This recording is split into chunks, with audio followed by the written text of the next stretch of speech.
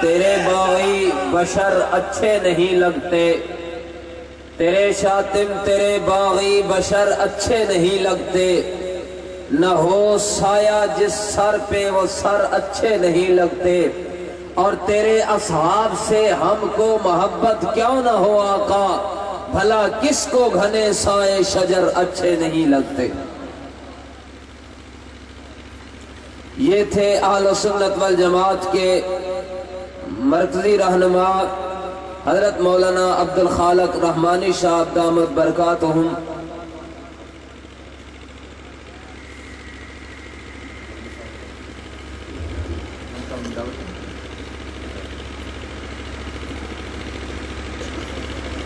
ایک دو اعلان سماعت فرما لیں، اس کے بعد شیر اسلام، مناظر اسلام۔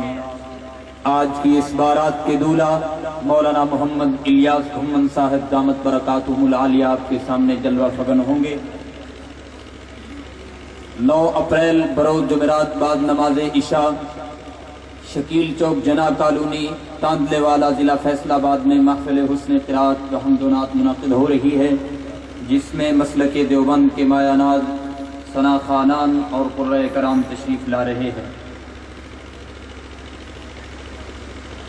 الاسلام ٹرسٹ کے زیر اہتمام محفل حمد و نعت مورخہ 18 اپریل بروز ہفتہ بمقام میواتی محلہ چھوٹی پھاٹک stop pico road Kot Lakhpat road Lahore, نعت خان رانا محمد عثمان اور اسی طرح مایہ ناز ثنا خانان شرکت فرمائیں گے۔ چودھری معاذ احمد گھمن صاحب کی قیادت میں 41 جنوبی چک سرگودا سے قافلہ پہنچ چکا ہے، ہم انہیں خوش آمدید کہتے ہیں۔ میں اپنے بھائی مولانا محمد الطاف منہاج صاحب سے گزارش کروں گا مجمع کو بیدار کرتے ہوئے مناظر اہل سنت شیر اسلام مدظلہ عالی کو دعوت دیں۔ میں اس مرد قلندر کو دعوت دینے لگا ہوں جس کی للکار سے منکرین نعمان کانپ رہے ہیں۔ میں اس مرد قلندر کو دعوت دینے لگا ہوں جس کی للکار سے غیر تو غیر اپنے بھی حسد کی آگ میں جل رہے ہیں، لیکن وہ مرد قلندر میدان میں کھڑا ہے اور آواز لگا رہا ہے کہ قاتل میرا نشان مٹانے پہ ہے بضد، میں بھی سنا کی نوک پہ سر چھوڑ جاؤں گا اور میں اپنے ڈوبنے کی علامت کے طور پر دریا میں ایک آدھ بھنور چھوڑ جاؤں گا۔ ارے لشکر کریں گے میری دلیری پہ تبصرے، مر کے بھی زندگی کی خبر چھوڑ جاؤں گا۔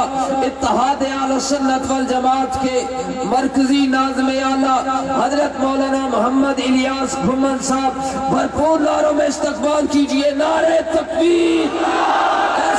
ایسے نہیں جھوم کے زور لگا کے نعرہ تکبیر! شان محمد مصطفیٰ، عظمت محمد مصطفیٰ، شان صحابہ اکابرین علماء دیوبند، سر بکف سر بلند، سر بکف سر بلند، نعرہ تکبیر! حضرت مولانا محمد الیاس گھمن صاحب۔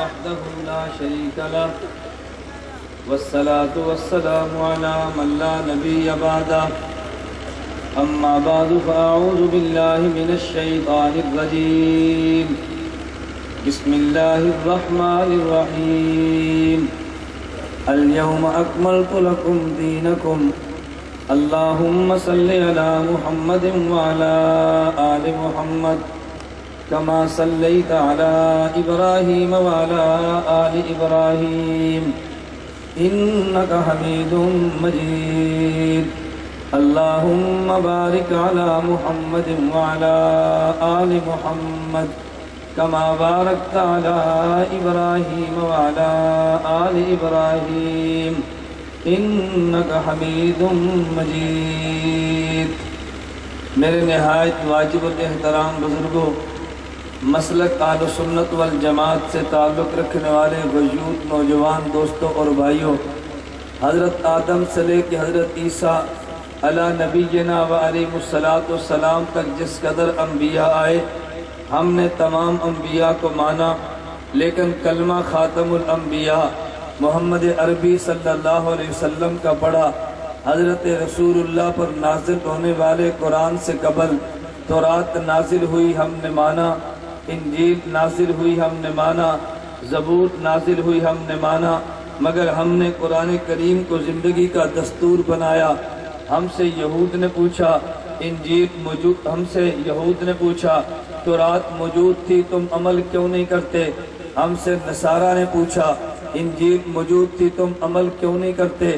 ہم نے انصارہ اور یہود کو ایک جواب دیا کہ ہم قیامت تک کے لیے آخری نبی کی امت بن کر آئے ہیں، ہمارے نبی آخری تھے، حضرت موسیٰ نبی تھے، ہم نے مانا، عیسیٰ نبی تھے، ہم نے مانا، ہمیں ایسی کتاب چاہیے تھی، ہمیں قیامت تک آنے والے تمام مسائل کا حل دیتی۔ ہم نے تورات کو کھولا، اس میں سارے مسئلے موجود نہیں تھے۔ ہم نے انجیل کو کھولا، اس میں سارے مسئلے موجود نہیں تھے۔ ہم نے قرآن کو کھولا، اس میں سارے مسئلے موجود تھے۔ ہم نے اس لیے قرآن کو مانا کہ تورات ہمارے وقت کے اعتبار سے ناقص نامکمل کتاب ہے، انجیل اس دور کے اعتبار سے نامکمل کتاب ہے۔ ہم نے جب یہود اور نصارہ کو یہ جواب دیا ہم تورات اور انجیل پہ اس لیے عمل نہیں کرتے کہ نامکمل کتاب ہے، ہم سے یہودی نے کہا اگر اس لیے تورات نامکمل ہے، سارے مسئلے تورات میں موجود نہیں ہے، آؤ میں تمہیں بتاتا ہوں تمہارے قرآن میں کتنے مسئلے موجود نہیں ہے۔ عیسائی نے فوراً کہا اگر تم نے انجیل کو اس لیے نہیں مانا انجیل نامکمل کتاب ہے، آئیے پھر میں تمہیں قرآن کریم میں دکھاتا ہوں کتنے مسئلے قرآن میں موجود نہیں ہے۔ میں نے پوچھا وہ کون سا مسئلہ جو قرآن میں موجود نہیں تھا؟ یہودی نے کہا ارے یہ ٹیلی فونک کا دور ہے، اگر لڑکا پاکستان میں، لڑکی بیرون ملک امریکہ میں موجود ہے، ٹیلی فونک اگر نکاح ہو یہ ہو جائے گا یا نہیں ہوگا؟ مجھے مسئلہ قرآن سے پیش کر دے۔ اس نے فوراً کہا اگر ایک آدمی کا خون دوسرے کو دے دے انتقال خون جائز ہے، مجھے قرآن سے ثابت کر دے۔ میں نے یہودی اور عیسائی سے کہا ارے یہ مسئلہ قرآن میں موجود تو نہیں ہے۔ وہ فوراً کہنے لگا تم نے تورات کو اس لیے نہیں مانا، یہ نامکمل کتاب ہے، تم نے انجیل کو اس لیے قبول آج نہیں کیا، یہ نامکمل کتاب ہے۔ پھر اگر میں یہ بات کہہ دوں قرآن بھی نامکمل کتاب ہے تم قرآن کو بھی چھوڑ دو؟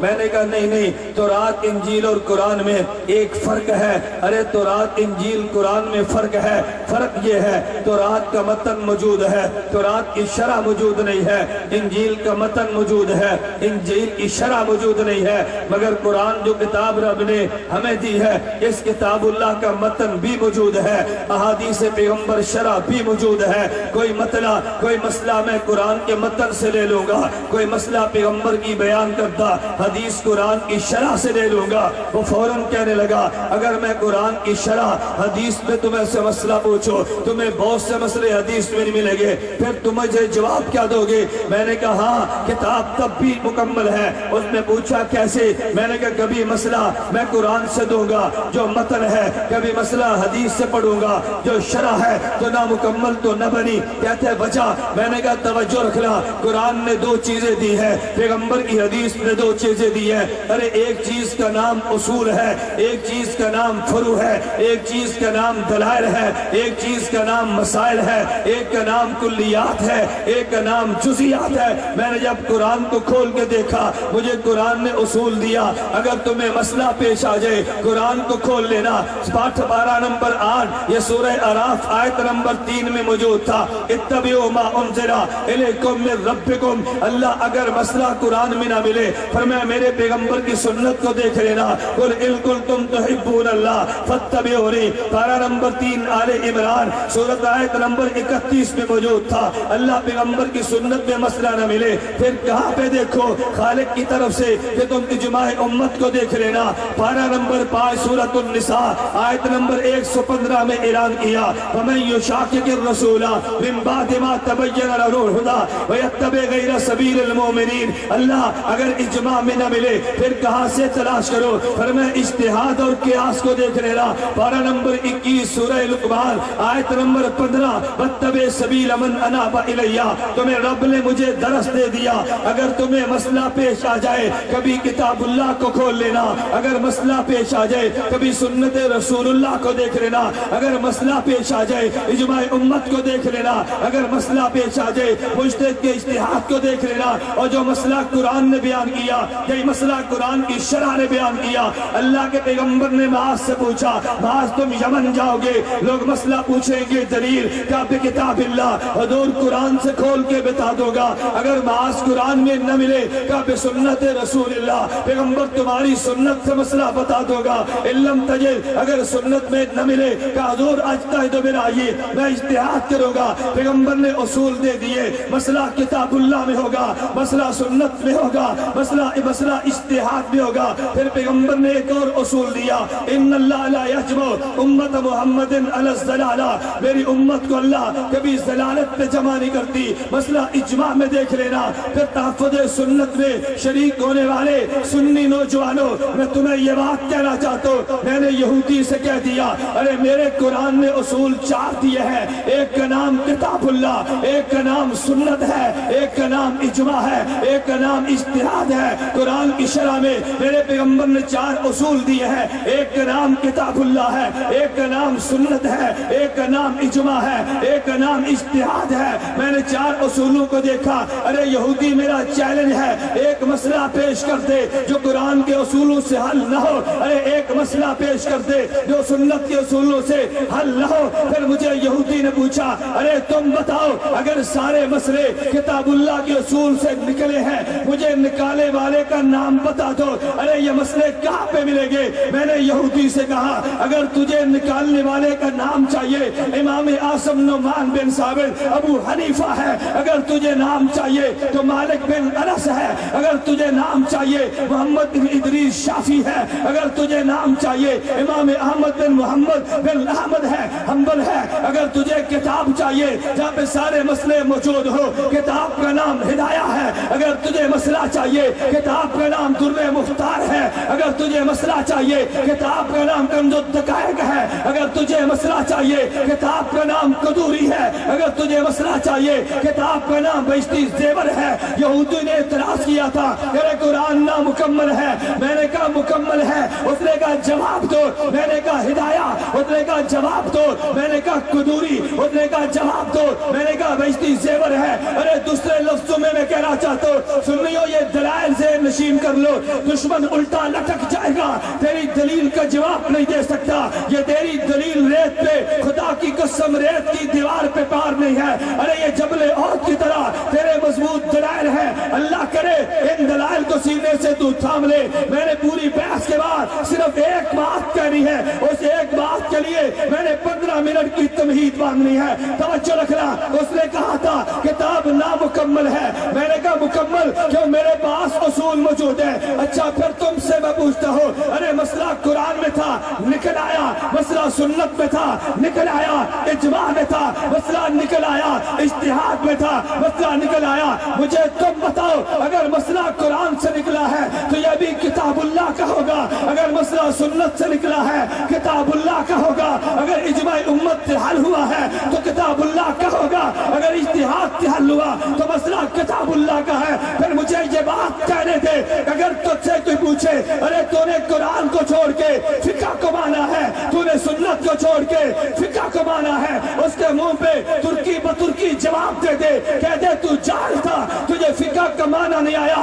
अगर फिका का माना जानता इतराज न करता। अगर फिका का माना जानता अबू हनीफा पे इतराज न करता। अरे वजह, अगर तुझसे को पूछे फिका किसे कहते हैं, आसान लफ्जों में जवाब दे दे, किताबुल्लाह, सुन्नत रसूलुल्लाह, इज्मा उम्मत और कियास से साबित शुदा मसले का नाम फिका। किताबुल्लाह, सब बोलिए किताबुल्लाह, बोलिए किताबुल्लाह, सुन्नत रसूलुल्लाह, इजमाए उम्मत और इज्तिहाद से साबित शुदा मसले का नाम, तवज्जो रखना, साबित शुदा मसले का नाम। यहूदी ने इतराज किया तेरा कुरान नामुकम्मल है, तेरे पास मसले मौजूद नहीं है। मैंने जवाब में फिक़ह देके यहूदियत के इतराज का जवाब दिया था। आज कभी तुमने गौर किया जो तेरी फिक़ह को नहीं मानता, खुदा की कसम वो कुरान की खिदमत नहीं करता, कुरान के नाम पे झूठ बोलता है। जिसने फिक़ह का इनकार किया, हदीस पैगंबर की खिदमत नहीं करता, हदीस के नाम पे पैगंबर की हदीस पे झूठ बोलता है। अरे फिक़ह यहूदियत के एतराज का जवाब था, अरे फिक़ह ईसाइयत के एतराज का जवाब था। अगर तूने फिक़ह का इनकार किया फिर यहूदियत के एतराज का जवाब देना, अरे सारे मसले कहाँ पे मौजूद होंगे? तो जवाब में कुरान नहीं दे सकता, सारे मसले कहाँ पे मौजूद होंगे? तो बुखारी का नाम नहीं ले सकता, कोई मसला किताबुल्लाह में, कोई मसला बुखारी में होगा, कोई तिरमिज़ी निसाई इब्ने माजा में होगा, कोई मसला इजमाए उम्मत में होगा, कोई मसला मुज्तहिद के इज्तिहाद में होगा। अरे फिक़ह कुरान से बगावत नहीं है, यहूदियत का जवाब है। अरे फिक़ह कुरान से दूरी नहीं है, ईसाइयत का जवाब है। अगर तूने फिक़ह को माना, तूने यहूदी के दांत खट्टे कर दिए। अगर फिक़ह को माना, ईसाइयत को मुतोड़ जवाब दिया है। अगर फिक़ह का इनकार किया, कुरान की खिदमत नहीं है, कुरान के नाम पे यहूदियत की खिदमत है। ये हदीस की खिदमत नहीं है, बल्कि हदीस के नाम पे यहूदियत की खिदमत है। तो मैं ये बात कह रहा था, हमारा कुरान कामिल बचा। कुरान ने उसूल दिए, उसूल कितने? बुलंद आवाज से कितने? तवज्जो रखना, उसूल कितने? 4। मैं कहता हूँ कुरान में थे, पैगंबर ने दिए, तवज्जो रखना। अरे इन 4 उसूलों के देने वाले को नबी कहते हैं, इन 4 उसूलों के फैलाने वालों को सहाबी कहते हैं। 4 उसूलों से निकाल के मसला देने वाले को मुज्तहिद और फकीह कहते हैं। मैंने पैगंबर को माना, 4 उसूल दिए हैं। मैंने सहाबी को माना, 4 उसूल फैलाए हैं। मैंने अबू हनीफा को माना, 4 उसूलों से मसले लिखकर दिए हैं। मैं आज उलमा की मौजूदगी में एक मुत्तफिका तुझे फैसला सुनाना चाहता हूँ कि देवबंदियत नहीं, रब्बे काबा की कसम, दुनिया का कोई सुन्नी, कोई मुसलमान इस नजरिए की तरदीद नहीं कर सकता। मैं नबी को मानता हूँ, नबी मासूम है। मैं सहाबी को मानता हूँ, महफूज है। मैं मुज्तहिद को मानता हूँ, माजूर है। अगर नबी मासूम है, उसकी इस्मत का दिफा करना तेरे और मेरे जिम्मे है। अगर सहाबी महफूज है, हिफाजत का दिफा करना तेरे और मेरे जिम्मे है। अगर मुज्तहिद माजूर है तो मुज्तहिद के इज्तिहाद का दिफा करना भी तेरे और मेरे जिम्मे है। बोलिए नबी मासूम, नबी बुलंद आवाज से नबी। आज ये अकीदे ज़हन में रख लो, नबी मासूम, सहाबी महफूज और मुज्तहिद। नबी का मासूम होना आले सुन्नत वल जमात का अकीदा है या नहीं? बुलंद आवाज से अकीदा है या नहीं? सहाबी का महफूज होना आले सुन्नत वल जमात का अकीदा है या नहीं? और नबी और मुज्तहिद का माजूर होना आले सुन्नत वल जमात का अकीदा है या नहीं? मुझे तुम बताओ, क्या नबुव्वत से गुनाह हो सकता है? मुझे तुम बताओ, क्या सहाबी से गुनाह हो जाए तो नामे अमाल में रह सकता है? मुझे तुम बताओ, अगर मुज्तहिद से खता हो जाए उस खता पे गुनाह मिलता है या अजर मिलता है? फिर अगर नबी से गुनाह नहीं होता तो दिफा करना अरे ईमान है। अगर सहाबी से गुनाह हो जाए तो नामे अमाल में नहीं रहता, ये तेरा मेरा ईमान है। अगर मुज्तहिद से खता हो जाए, खता पे भी अजर मिलता है, उसकी खता का दिफा करना भी ईमान है। इत्तेहाद आले सुन्नत वल जमात ने पैगंबर का दिफा किया ईमान समझ के, सहाबी का दिफा किया ईमान समझ के, मुज्तहिद का दिफा किया ईमान समझ के।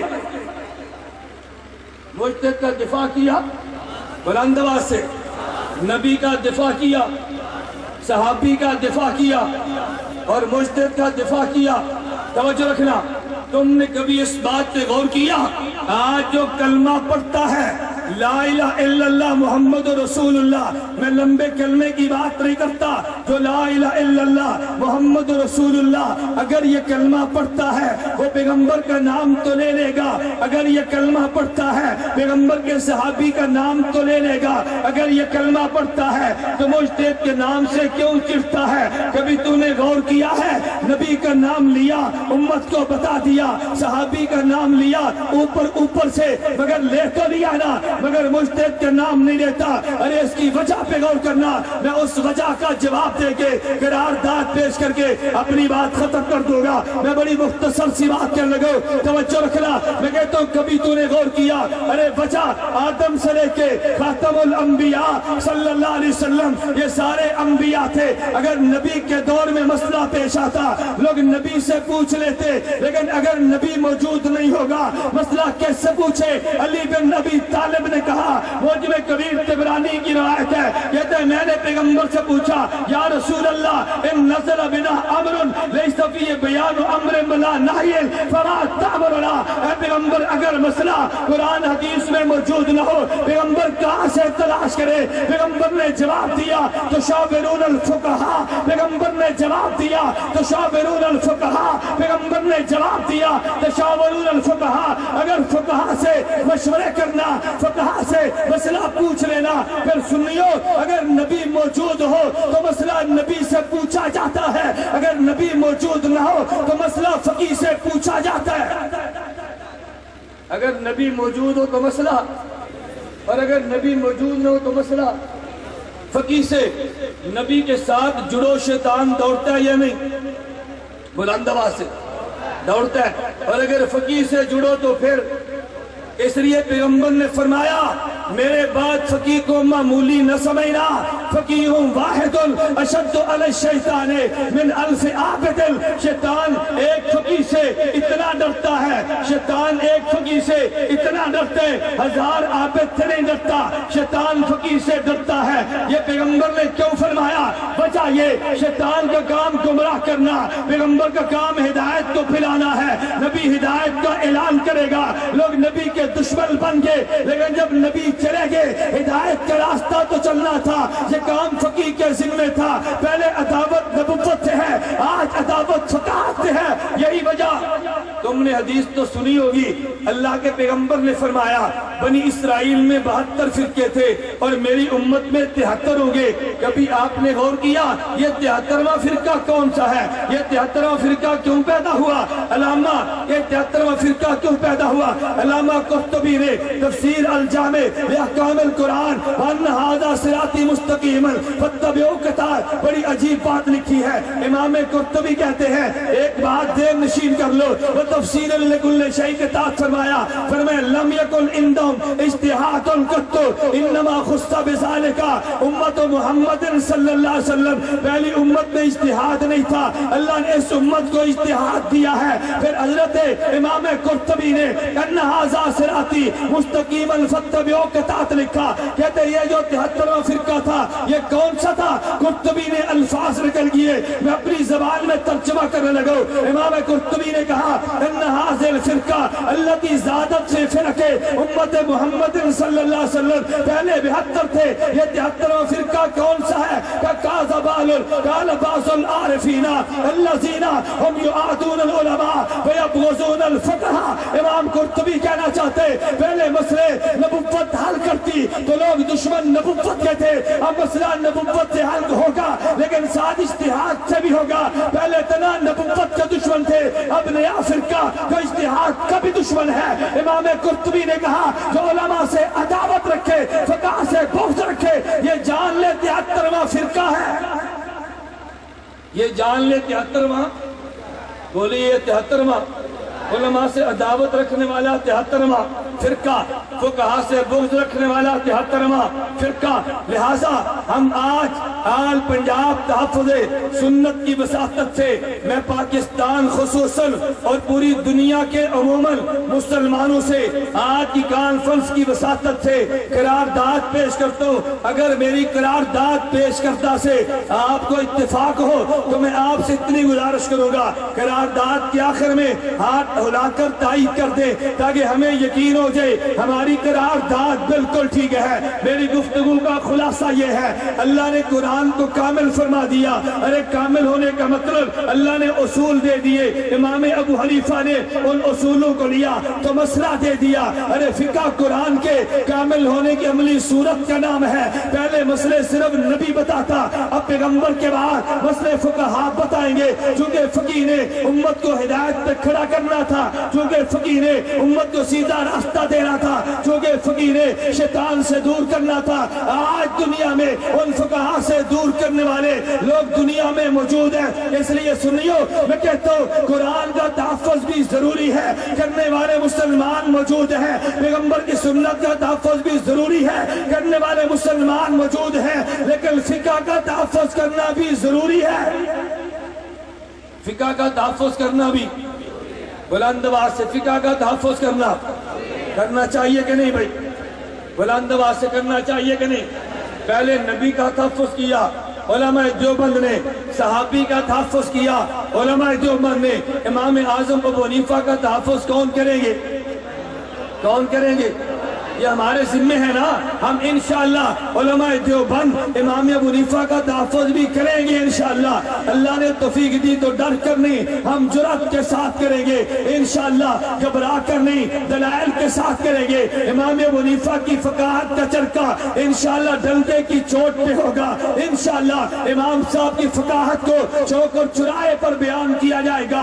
امام ابو حنیفہ اللہ ان کی قبر پہ کروڑوں رحمتیں نازل فرما۔ آج پنجاب تحفظ سنت کانفرنس کی وساطت سے میں مختلف قراردادیں جماعت کی طرف سے پیش کر رہا ہوں۔ نمبر 1، فقہ اور فقہا کی عظمت بتانے کے لیے عمومی و خصوصی پروگرامز منعقد کیے جائیں گے۔ آپ حضرات اپنے اپنے علاقے میں فقہ اور فقہا کی عظمت کے لیے جلسے کریں گے، بلند آواز سے جلسے کریں گے، فقہ فقہا کی عظمت کے لیے پروگرام منعقد کریں گے انشاءاللہ۔ نمبر 2، فقہ اور فقہا کے بارے میں پھیلائے گئے شبہات کو دور کیا جائے گا، دور کریں گے انشاءاللہ۔ اگر کوئی شبہ پیش کرے اس کو تو دور کر دے، اگر تر سے حل نہیں ہوتا اتحاد سے رابطہ کر دے، اتحاد کے مناظر دور کریں گے انشاءاللہ۔ فقہا اور فقہا سے بغض و عناد رکھنے والے افراد کی حوصلہ شکنی کرنا کریں گے انشاءاللہ۔